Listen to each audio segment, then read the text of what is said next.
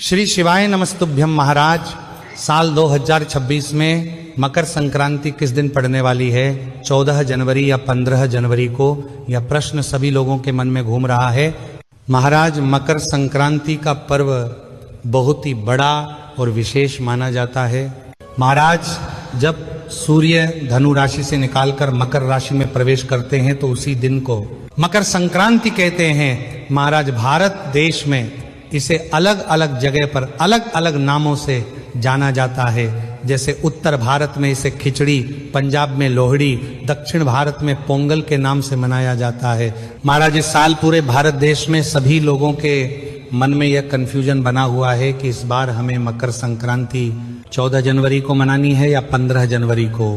महाराज, मकर संक्रांति उस दिन मानी जाती है जिस दिन सूर्य मकर राशि में प्रवेश कर रहे होते हैं या सूर्य का गोचर मकर राशि में हो रहा होता है। और इस बार सूर्य का मकर राशि में गोचर 14 जनवरी 2026 को दोपहर में 3:13 पर हो रहा है।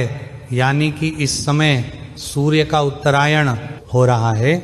इस हिसाब से इस बार 14 जनवरी को ही मकर संक्रांति का पर्व मनाया जाएगा। महाराज, संक्रांति को गंगा स्नान करने के बाद दान पुण्य करना बहुत ही ज्यादा विशेष माना जाता है और इस दिन पुण्य काल और महापुण्य काल में दान करने का हमें बहुत ही बड़ा फल मिलता है। महाराज, मकर संक्रांति को पुण्य काल दोपहर 3:13 से लेकर शाम 5:45 तक रहेगा। वही महापुण्य काल का समय दोपहर 3:13 से लेकर शाम 4:58 तक रहेगा। महाराज, इस समय के बीच में आप दान पुण्य कर सकते हैं। जैसे गरीबों में कंबल बांटना, कपड़े बांटना या भोजन का दान करना अत्यंत शुभ रहेगा। महाराज, इसी के साथ में मकर संक्रांति के दिन खिचड़ी का दान करना बहुत ही शुभ माना जाता है। पर इस बार मकर संक्रांति के दिन यानी 14 जनवरी के दिन ही एकादशी भी पड़ रही है और एकादशी के दिन चावल का प्रयोग नहीं किया जाता है।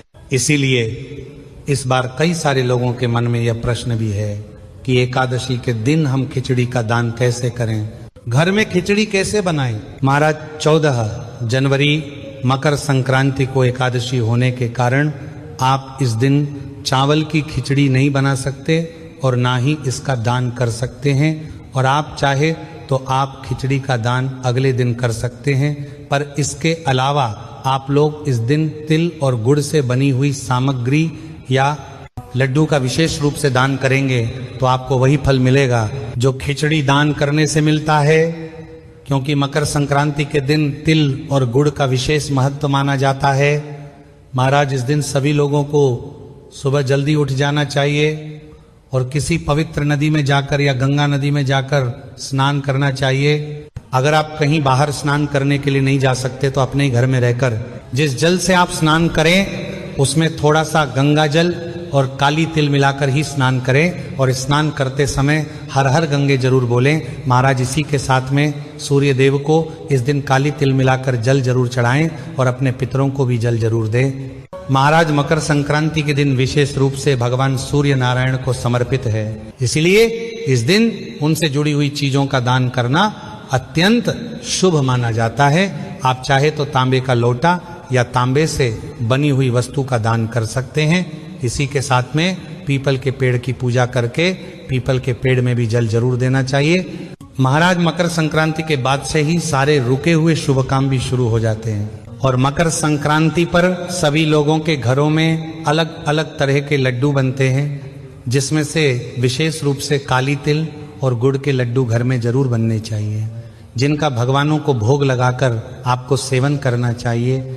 महाराज, अब हम आशा करते हैं कि आपका मकर संक्रांति से जुड़ा हुआ है जो भी प्रश्न होगा उसका आपको जवाब मिल गया होगा। पर अभी भी अगर आपके मन में कोई प्रश्न है तो आप हमसे कमेंट करके पूछ सकते हैं। और आप हमारी ये वीडियो कहाँ से देख रहे हैं कमेंट में जरूर बताएं। श्री शिवाय नमस्तुभ्यम महाराज।